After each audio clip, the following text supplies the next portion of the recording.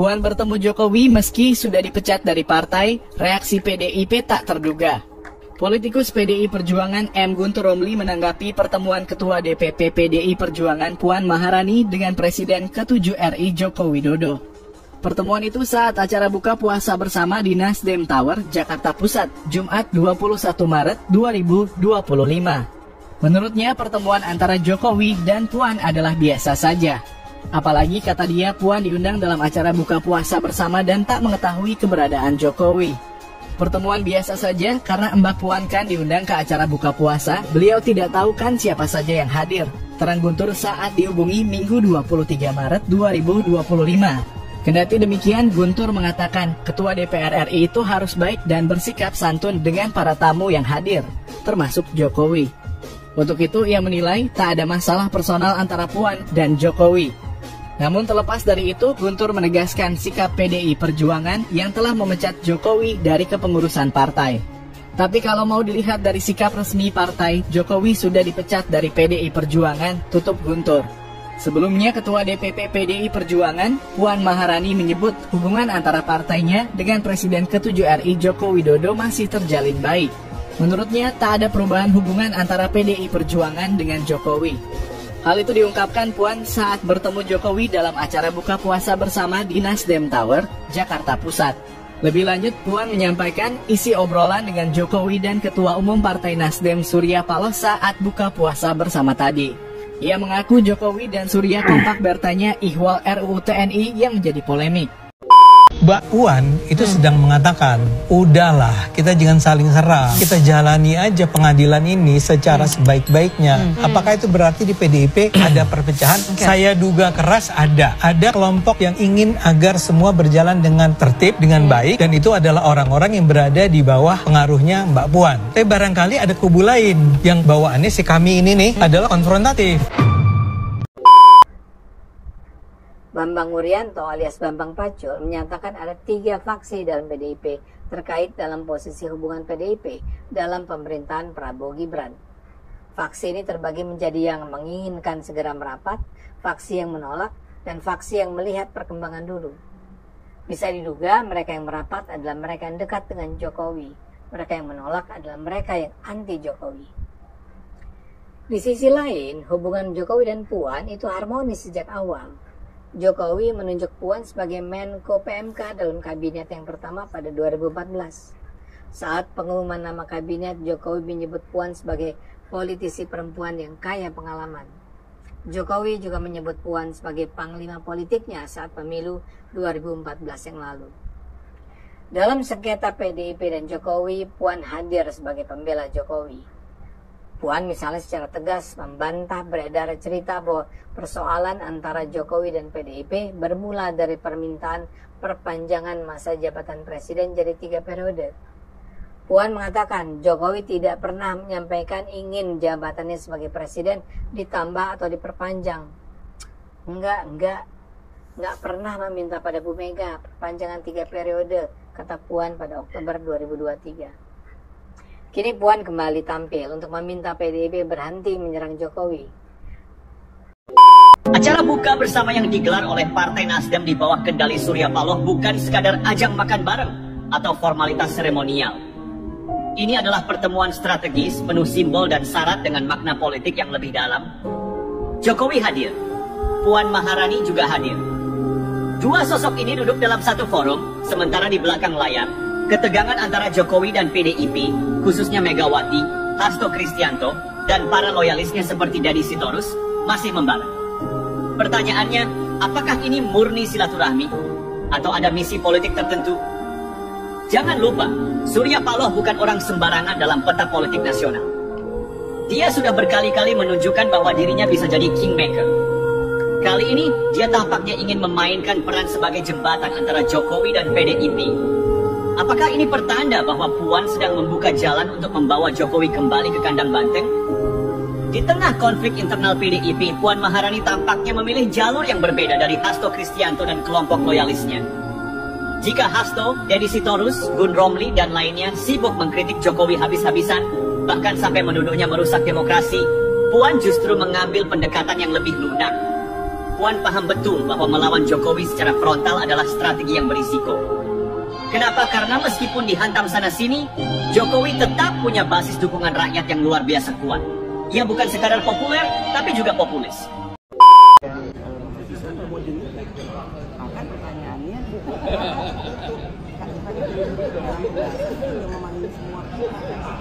Baik, hadirin sekalian, inilah kita akan simak Open Empress.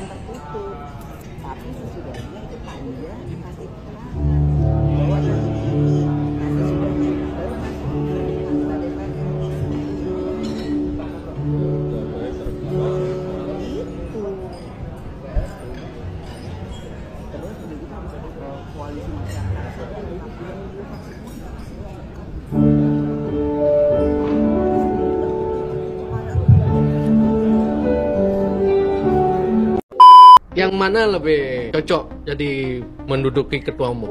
Puan. Karena Puan saya lihat sendiri, saya sebagai saksi perjalanan politik. Kalau di kunker-kunker saya suka kadang ketemu, kan saya PRI waktu itu. Dia kan udah PDIP gitu. Jadi dia memang tokoh lapangan gitu loh. Dia tokoh lapangan dari bawah. Kalau Bu Mega pun lebih setuju Puan gitu. Saya kira demikian karena kan PDIP dibentuk oleh pendirinya ya. Salah satunya adalah bapaknya Puan, yaitu Pak Taufik gitu. Jadi pastinya lah ada pesan-pesan tersendiri deh kepada istri gitu ya. Kenapa tidak Prananda? Apa alasannya itu? Kalau Prananda saya nggak pernah lihat dia dari bawah. Dia gitu. bukan seorang tokoh DPP yang berpengalaman dari bawah ya, gitu. Saya aja jadi agak kaget gitu ketika lo kok tau-taunya udah DPP gitu.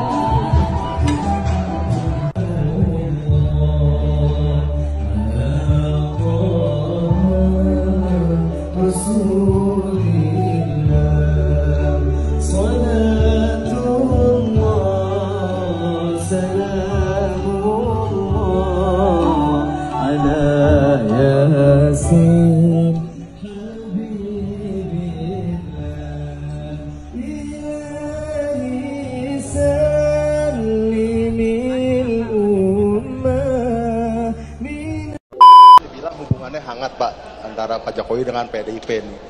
Hubungannya memang hangat betul. Memang hangat dengan Mbak Puan hangat. Kalau dengan Ibu Megawati? Dengan Ibu apakah nantinya bakal pertemuan dengan Ibu Megawati setelah Mbak Puan? Ya belum, tapi akan apa ya? Ke depan saya kira akan baik-baik saja. Nah, ini baru benar ini kader PDIP yang sudah menjelma jadi benar. Masinton Pasaribu. Ya. Jadi ini dia udah nggak harus taat sama ketua partai lagi karena kan sekarang dia adalah kaki tangan pemerintah. Ya, jadi dia benar. Dia melakukan pemecatan terhadap 3 kadis ya dan 4 kades yang melakukan pungutan liar ya, yang bermain-main selama ini. Ya, ini luar biasa. Nggak tahu nih kenapa dia bisa berubah jadi hebat begini. Apakah dia karena keluar jadi anggota DPR pusat atau memang dia sekarang udah ikut retreat kemarin ya. Jadi ikut bersih-bersih. Top Pak Masinton Pasaribu ya, senior gue yang oke lah. Nah, untuk para kepala-kepala daerah yang lain ini patut dicontoh, karena kita tahu selama ini yang namanya kadis itu, ya kadis Perkim, mau kadis Dik pendidikan, mau kadis Pora dan lain-lain, itu selalu bermain-main dengan dengan proyek-proyek anggaran APBD gitu ya. Dia selalu minta fee di depan ya, melalui ormas-ormas tuh biasanya, dan dia juga setoran ke partai tentunya. Nah, kalau kepala daerah tidak melakukan hal yang sama seperti Masinton Pasaribu, jangan-jangan kepala daerah tersebut konspirasi, bermain, ya kan, disetor dong sama kadis-kadis dan kades, ya enggak, dari hasil pungutan liar, hasil permainan penunjukan langsung, hasil main e-katalog dan lain-lain gitu ya. Nah, ini memang budaya-budaya raja-raja kecil yang dibilang Pak Prabowo, ini harus diberantas. Dan saya salut kepada Pak Masinton, tepatnya Bang Masinton Pasaribu. Lanjutkan untuk kepala daerah yang lain, tiru itu KDM, kemudian nih Masinton ya. Oke, hebat Masinton. Jadi jangan terus jadi petugas partai ya. Kenapa aja sama Puan? Ya, ini kita kan lama tidak bertemu, baik dengan Ibu Puan Maharani, dengan Bapak Surya Paloh. Jadi ya ini berbuka puasa sambil silaturahmi, berbicara, semua dibicarakan, terutama makanan, makanan yang disajikan, sate. Kalau obrolannya tadi apakah juga menyangkut soal hubungan dengan PDIP, Pak? Dengan Mbak Puan tadi ngobrolin soal hubungan dengan PDIP belakangan ini, Pak. Hubungan dengan PDI Perjuangan baik-baik saja. Puan curhat tentang RUU TNI nih, gimana itu tadi, apa diobrolin juga atau gimana? Ya, Pak Jokowi dan Pak Surya Paloh menanyakan RUU TNI yang kemarin baru disahkan itu seperti apa. Jadi saya sebagai Ketua DPR kemudian menyampaikan bahwa ada 3 pasal yang kemudian direvisi, yaitu pasal 7, pasal 47 dan 53, hanya 3 hal tersebut yang direvisi, dan beliau berdua menyampaikan hanya 3 itu saja, jadi tidak ada masalah dan itu semua yang direvisi semuanya fair, yang lain-lain tidak bermasalah, tidak. Dan saya menyatakan bahwa kita di DPR memang menyampaikan semua hal yang direvisi itu memang sesuai dengan kebutuhannya.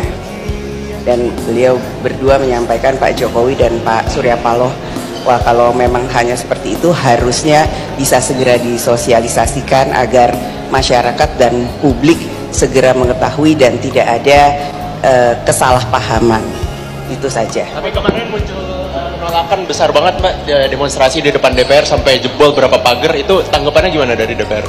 Saya berharap semuanya bisa menahan diri dan tentu saja kami DPR RI dan pemerintah akan segera mensosialisasikan hal itu sehingga publik dan masyarakat bisa segera mengetahui isinya tanpa kemudian ada kecurigaan atau kemudian kesalahpahaman. Insya Allah secepatnya. Coba kita simak perkataan dari Ibu Ketum. Di Kongres juga mau diawut-awut. Saya sengaja nih supaya pada kedengeran dah. Coba kamu mau awut-awut partai saya. Dan di sini ada postingan dengan narasi yang seperti ini dari Bang Denny Siregar. Gue lihat lu ini seolah-olah ingin memporak-porandakan tubuh PDIP sendiri. Kenapa? Karena yang lu sedang serang dengan narasi seperti itu adalah anak dari Ketua Umum Ibu Megawati, yaitu Mbak Puan Maharani. Kenapa ya getol sekali belakangan ini menyerang seolah-olah di PDIP itu ada apa-apa, ada penyusup? Tidak mungkin Mbak Puan Maharani adalah seorang yang lu anggap seolah-olah penyusup di partai ibunya sendiri, begitu. Malah hari ini sebagai kader wanita yang ada di PDI Perjuangan, gua itu mengidolakan Mbak Puan Maharani dengan kelegowoannya, kedewasaannya dalam berpolitik. Ini bukan perkara oposisi atau tidak oposisi. Yang lu maksud biar kami aja yang oposisi ini, kami ini siapa? Lu juga bukan orang partai kan? Jadi siapa yang lu maksud? Kalau dilihat lagi, ditarik ulang, seolah-olah kan lu ini PDI sejati, banteng sejati, begitu ya. Karena banteng sejati itu tidak perlu masuk partai, kan gitu. Jadi gue curiga dengan Denny Siregar ini. Parah sih.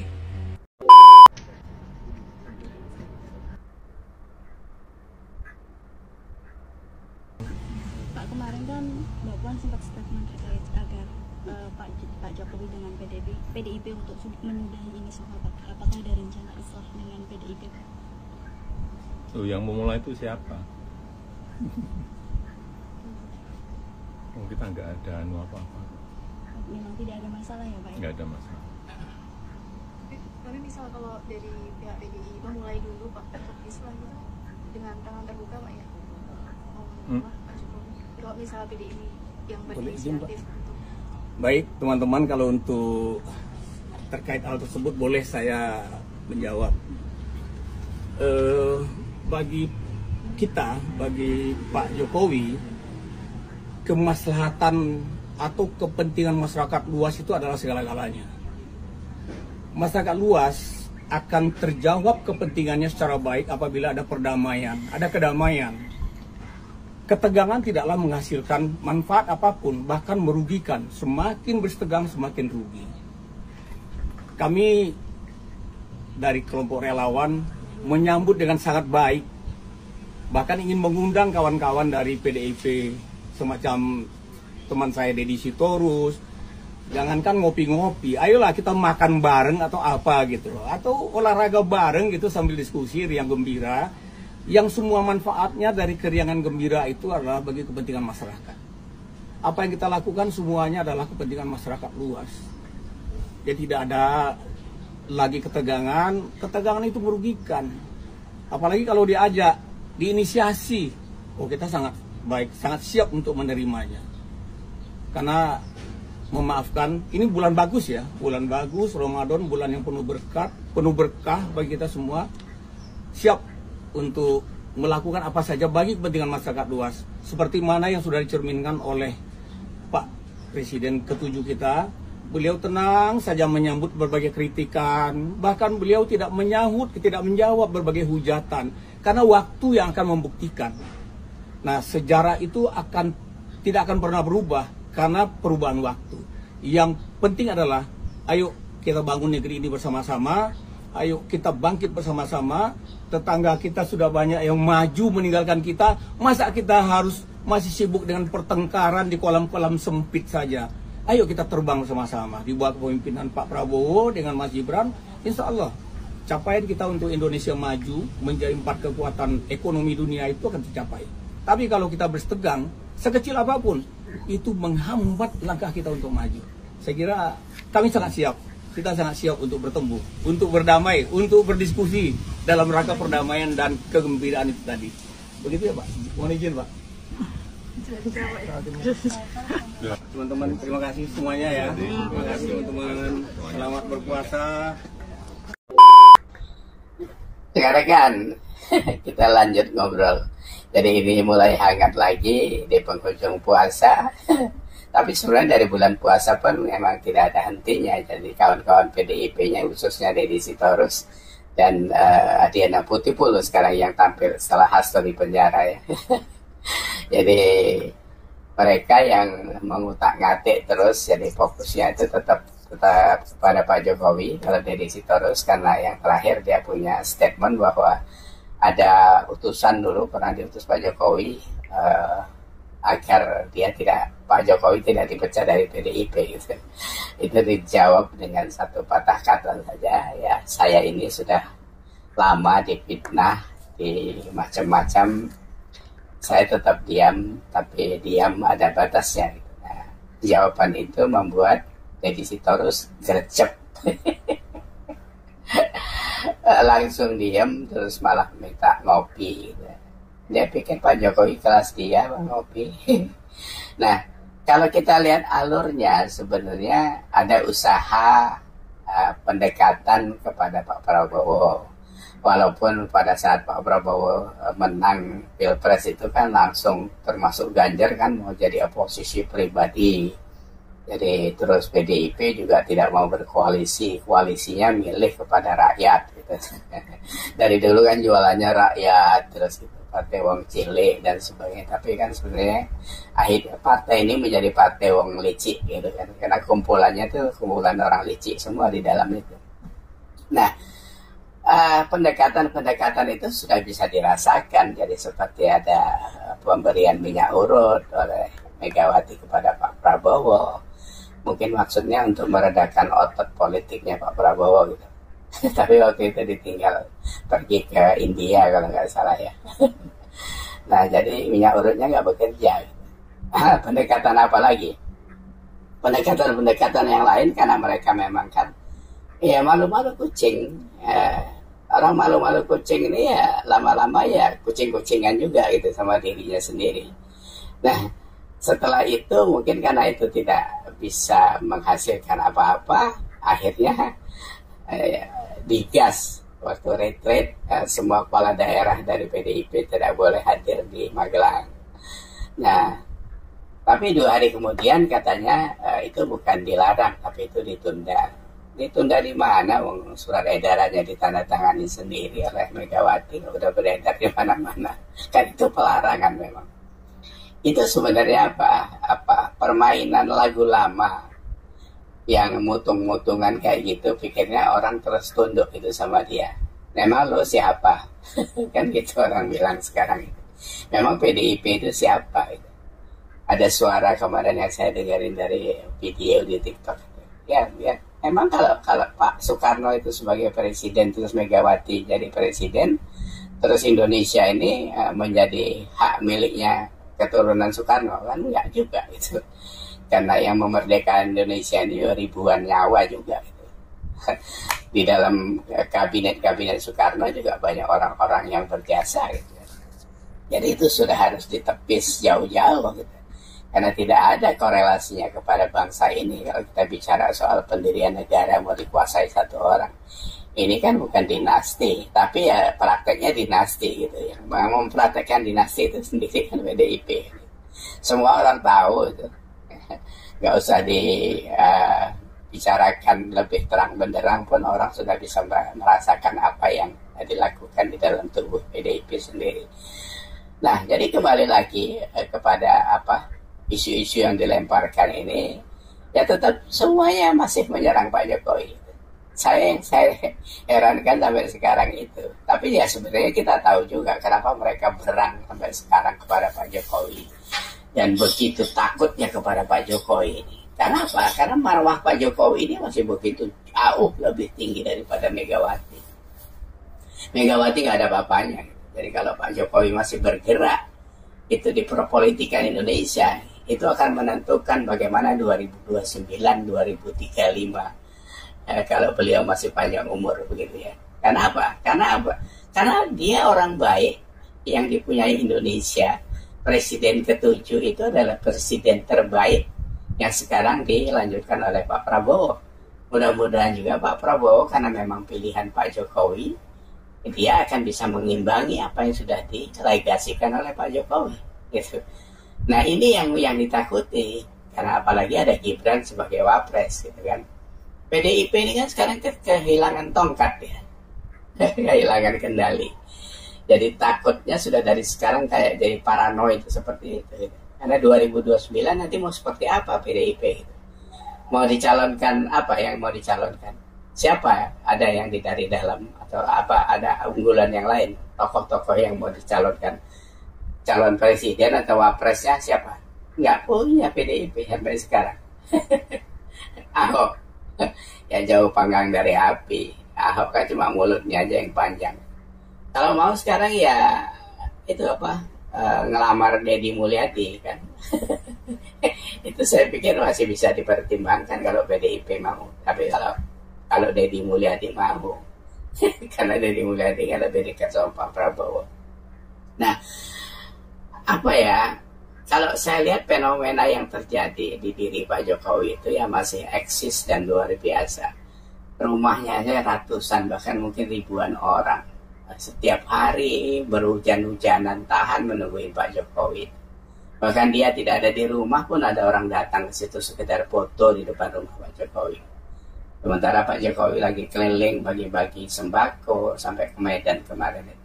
Ini memang pemimpin yang sebenarnya menunjukkan sikap-sikap kenegarawanan yang harus dicontoh oleh pemimpin-pemimpin yang lain gitu. Jadi bukan dimaki-maki. Kalau kalian makin ngegas dengan Pak Jokowi, makin kecil kalian kelihatannya gitu. Kalian tabrak itu kayak tembok Cina gitu. Jadi kalian jadi lalat dibuatnya. Karena begitu panjang dan tebalnya akhlak yang dia punyai itu.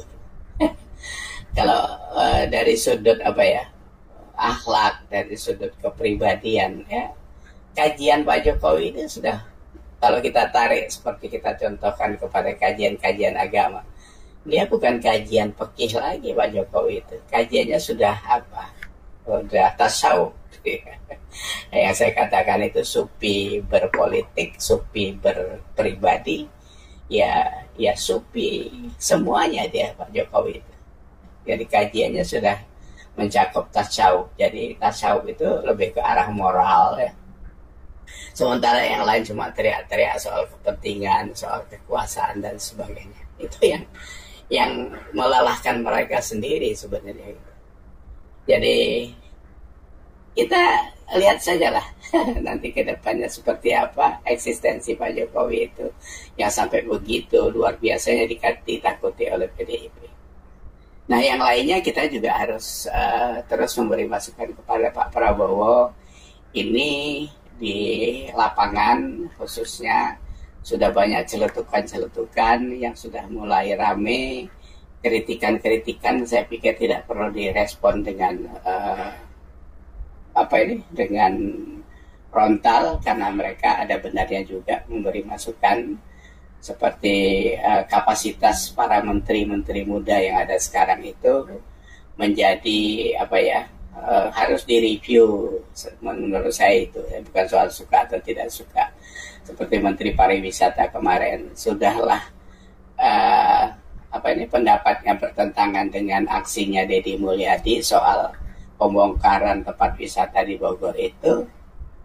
Udah gitu cara dia menyampaikan itu dengan membaca satu patah, dua patah kata dengan tergagap-gagap itu ya menyudutkan kapasitas.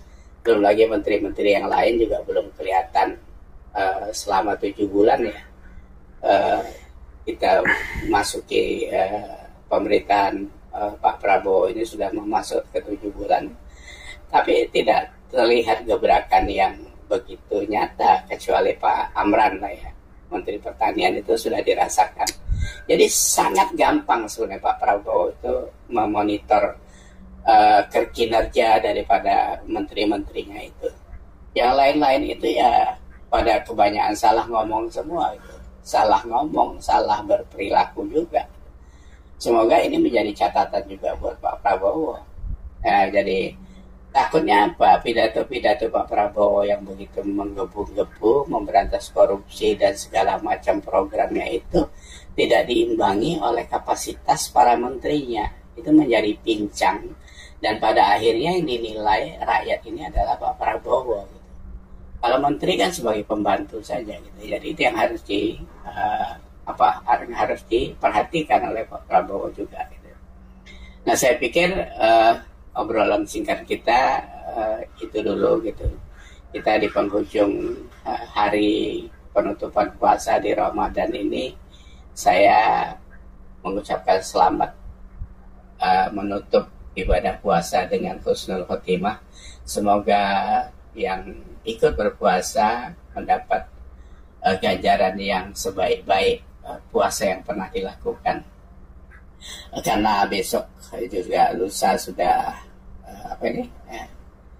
Lebaran ya, saya mengucapkan selamat Idul Fitri. Sekalian mohon maaf lahir batin karena saya hadir di medsos. Ada juga hal-hal yang pasti suka dan tidak suka itu ada salah sedikit banyaknya dalam penyampaian, dalam perilaku-perilaku yang saya pernah lakukan di medsos ini. Jadi semoga kita tidak memetik sebuah kesalahan menjadi dendam pribadi, apalagi dimasukkan di ranah sosial yang dengan nantinya akan bisa menyangkut dengan apa yang kita sebut kontribusi terhadap perjalanan bangsa ini.